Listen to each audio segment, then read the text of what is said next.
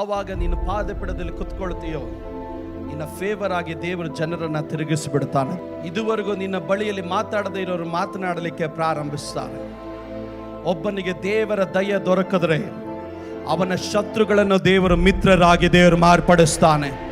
ಈ 2024ರಲ್ಲಿ ಕೂಗಿ ಹೇಳುತ್ತೇನೆ, ನಿನ್ನ ವಿರುದ್ಧವಾಗಿ ಮಾತಾಡೋರು ನಿನ್ನ ಪರವಾಗಿ ಮಾತಾಡತಕ್ಕಂತೆ ದೇವರು ನಿನಗಾಗಿ ಪರಿಸ್ಥಿತಿಗಳನ್ನು ದೇವರು ತಿರುಗಿಸಿ ಬಿಡಲಿಕ್ಕಾಗಿ ದೇವರು ಹೋಗ್ತಾನೆ.